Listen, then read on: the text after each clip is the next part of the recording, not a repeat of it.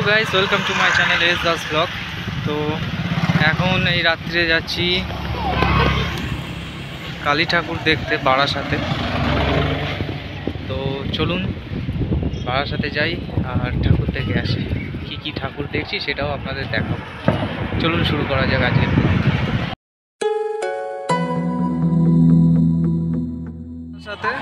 বারাসাত পুরো লাইটিংয়ে লাইটিং, দারুণ লাগছে।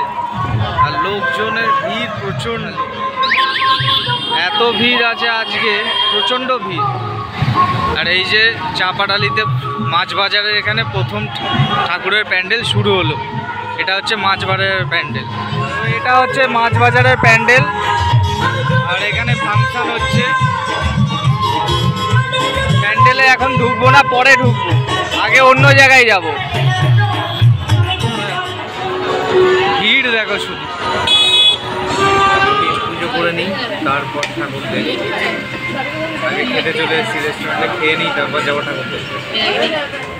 খাবার চলে এসছে, খাওয়া দাওয়া শুরু করে দিই। এখন যাচ্ছি গন্তব্যস্থলে ঠাকুর দেখতে। ভিড় দেখো,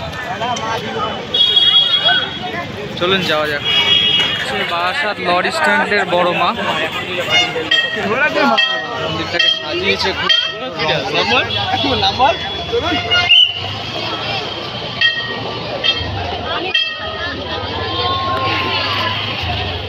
গেট দেওয়া রয়েছে, তাই ঠাকুরের মুখটা দেখা যাচ্ছে না ভালোভাবে। তো ভালো লাগছে বেশ। এবার যাবো ওইদিকে, কেএনসি রেজিমেন্টের দিকে যাব। কি ভিড়, কি ভিড়, লাইটিংটা দারুণ।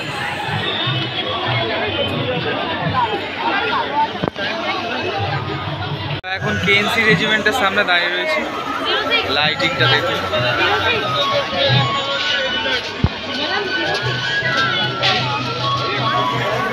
কেএনসি রেজিমেন্টের লাইটিংগুলো দারুণ, প্যান্ডেলটাও শীতকালে খুব ভালো হয়।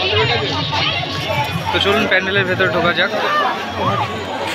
কেএনসি রেজিমেন্টের ভেতরে ঢুকছি।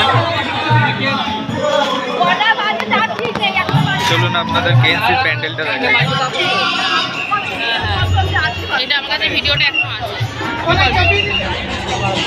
দারুণ থিম করেছে।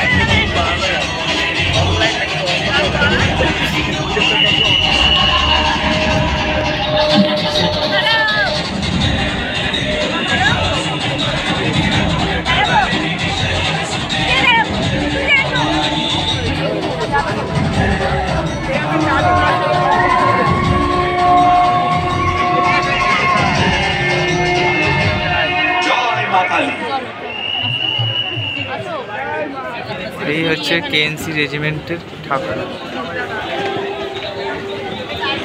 প্যান্ডেলের বাহ, দারুণ,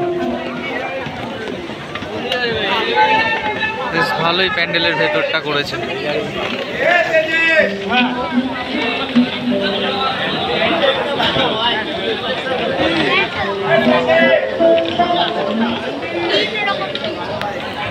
ঠাকুরটাও দারুণ হয়েছে।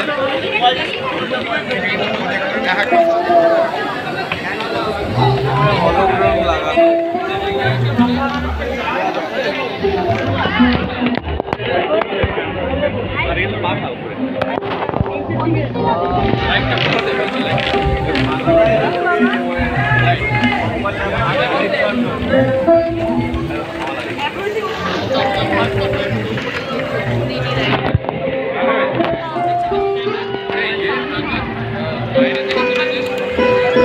দারুণ লাগছে। কেএনসি দেখা হলো, এবার যাচ্ছি সামনের দিকে, দেখা যাক কোথায় যাওয়া যায়।